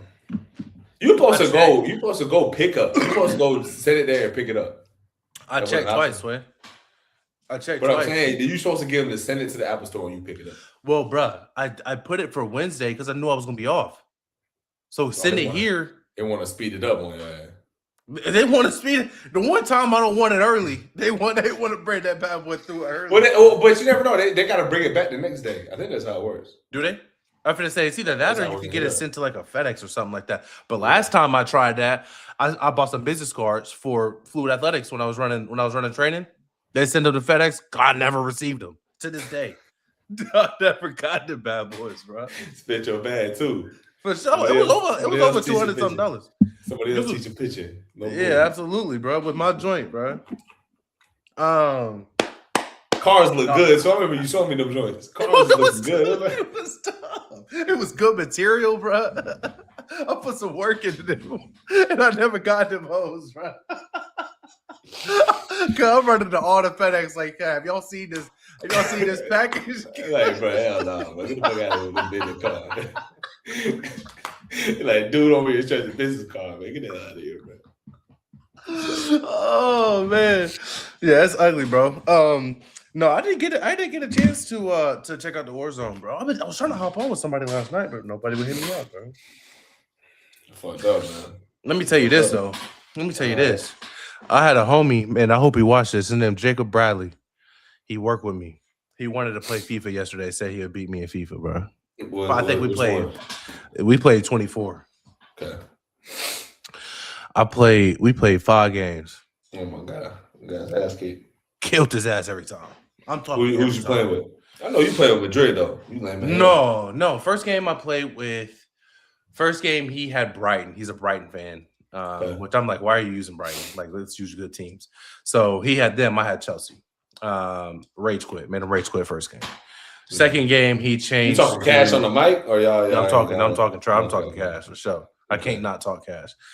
Second game he was Liverpool and I was Tottenham Hotspurs. Right. I wanted to give him the edge up because obviously I'm killing. And then we played 2 games there, beat them both times. And then we go next game, I think, who was it? Next game, he is, oh no. I forgot who he was. I wanted to go Spain, but we went national, and he went with France, and that was Portugal. Let's go Team USA, bro. I should have, but I didn't. But I did wax him again. I was killing this dude, bro. I was whooping his ass all up and down the field. I love when people say they could beat me in FIFA because they don't understand I'm a gremlin. He said I'm a cheesy FIFA player, yada yada. He got his ass whooped. That's all I care about. Shout out Cheezy, man. Shout out Cheezy. God, you gonna play the game? You know, I mean, you hop on 2K. Bro. You know, you side to side. You speed glitch. You know what I'm saying? It's just part of the game. Hey, 2K's so bad now, bro. Oh my god. I don't even play it. I bought it. I don't even play it. It's so bad. It don't even know what kind of basketball game is this, bro? You know, MLB come out today. Really? I saw somebody playing that. I heard somebody said it's terrible, but I'm like, bro, every MLB starts off terrible. It's the same game. It's the same game, twin. Every year, bro. It's gonna come out. The hitting's not gonna be that good. Whatever it may be, people are gonna be pissed off because the hitting's not good. It's like, bro, like it's a video game. The hitting's not gonna be good. It's gonna be pitching heavy, and then they're gonna come out with a patch, and it's gonna even everything out. It happens every year. So, yeah. But I'm gonna download that for I leave because I'm definitely playing that. But no, man. Anything you want to roll to the show? They added. Yes, you can play high school, and they added some more colleges. They added some more universities. I think that's really but it's the same game, bro. It's the same. We're repeating the price. That's all it is. That's all it is, bro. We paying for the same game. It is what it is. I know that, bro. I got the setup going, bro. Give me some time, bro. Give me some time. I'm telling you. In April, I'm with you. I'm co-piloting it. Whatever. All right, bro. Let's do this, bro. I know we got that going. We got bro. I can't wait for the in-person joints. It's gonna be cool, bro. My brother said he's trying to hop on the special guest joint. $100. We're not giving no promo. We're not giving no free promo. We're not giving no free promo. Hey, you say you want to monetize? How can we monetize this? Hey, come on, $100. Ooh, I would too, though. Sure. I'm cash talking to your brother the whole time, though. That's fine. Yeah, why you ass live? Monty, man, boy, yeah, why you ass? If I grease the hell out of bro. You can't do it on live. Grease the hell out. You make a nigga crash out. But Rage, baby. We're gonna do one-on-one boxing. Not even no live stream no more. The booty kick. You gonna put races in his shit, man. Sure. Man, no, that's it, man. You chilling the rest of the day? You and old lady, what y'all doing today, man? Man, we got we ain't doing shit, but we got practice tomorrow, we got game, and after the game we got 2 days off. So I think smooth. We might be going to Auschwitz, bro. Really smooth. That's right. I think I'm saying that, man. Yeah, so go over there about 4 hours though. So chill out, stay night over there. You heard of Krakow? Maybe Krakow. So Music Fest? Big city. No, it's a city. Big city.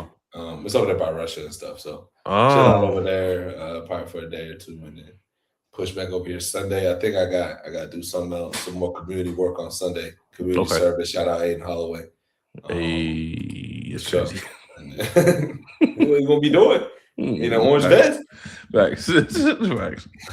Jay, no bull. But yeah, bro. Hey, so you say you don't watch movies? You seen the movie Once Upon a Time in Hollywood? Came out. They got DiCaprio and Brad Pitt in it. No, I've heard of it. I've never seen it. I watched that recently, man. I ain't gonna lie, it's a bullshit ass movie, but a lot of these movies really? are definitely some bull. People love that movie. I get, but like I don't know, bro. Like, oh no, this one, the 2019. No, I've never seen this one. And unless it came out with a second one or something, because I just like I seen the movie and I'm not like, what's the gist of it? But it was 2 minutes, 2 hours 40 minutes. Like I ain't really getting it. I mean, yeah. Like, what we talking about? Or it's just like 2 hours and 40 minutes. So I don't know. Maybe I'm a hater, bro. But it's in here. Probably. Yeah. Big time. I mean, it's got a star-studded. Margot Robbie in the whole movie ain't did nothing significant. Really? And she don't have no plot in the joint. Yeah. No plot. No, like she don't say nothing really to nobody. She don't do nothing. Mm-hmm. It's a weirdo shit, man. But yeah, they gonna swing and a miss. No, they gonna swing and a miss every now and then for sure. For sure. Talking about that bag, right? That's probably what it was. Facts. Get all them names together. People definitely gonna watch it at some point. Oh yeah, absolutely. Without a doubt. Without a doubt, bro. Yeah, I'm chilling, man. I gotta work PM today, but I don't mind the PMs because I get to clip up these videos. I get to clip up these videos, man. Get them out. I got post to YouTube. I got the shorts going, bro. We'll talk about it after. We'll talk about it after this, so but source wise, I think I got the idea, bro. I think I'm getting the idea, man. We doing late night stream this summer? This summer, sure. What time to stream? We doing 7 a.m. 11 p.m. It's up to you, bro. Same day. I really don't care. I mean, 7 a.m. If we doing it in person, that's early for you. We doing 7 a.m. We're gonna do 11 p.m. I'm staying the night. Then we waking up at 7. Bad live. Bad live is crazy. You might as well just stay on all night. 24 hours. You might as well just stay on 24 hour stream. Oh my gosh. Yeah, man. Hey, y'all say something in the comments, man. Let me see who's in here. Let me see who's in here so I can shout y'all out before we hop off, man. If you want to. Yo, I'm not. Shout out Meat Show, man. Shout out Steakums, man. He got his meat in the camera, man. This is getting crazy right now. Come on, man. What kind of steak is that? What kind of cut of meat is that? We're going double meat. I don't know. I really don't know. You still not eating no veggies? No, sir. We in like week 2 in a few days. You be tired? Veggies, straight meat shows. I was tired of hell if I got to stream, but you know what I'm saying, talk to a homie, I should bet. Come on, man. But yeah, man. So I'm about to go double meat after this. Meat to me, for sure. As you should, bro. Well, man. Hey,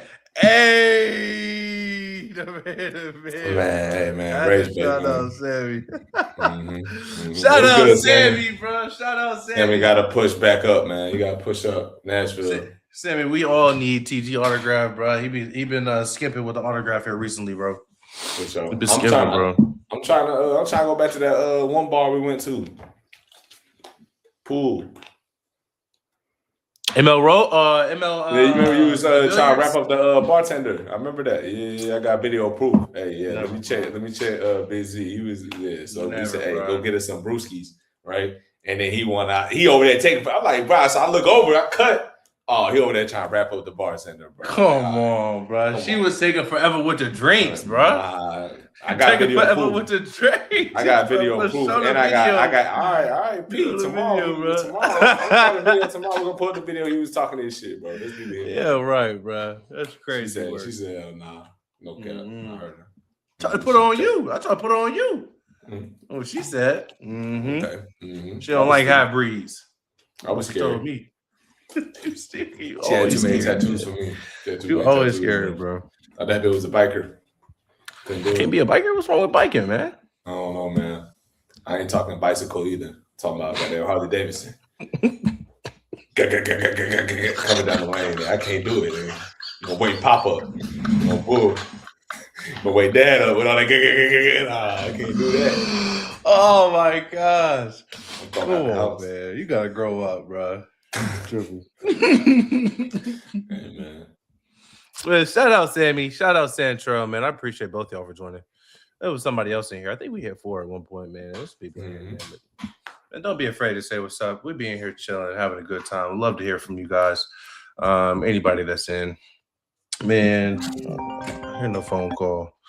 You can get answered in a second. As always, man, thank y'all for tuning in. We appreciate the love and support. Don't forget to drop a like, comment, subscribe on the YouTube. Follow us on our socials where we post updates, clips, and real-time reactions, man. It's a good time on there. But y'all have a blessed day. We will see you on the next one.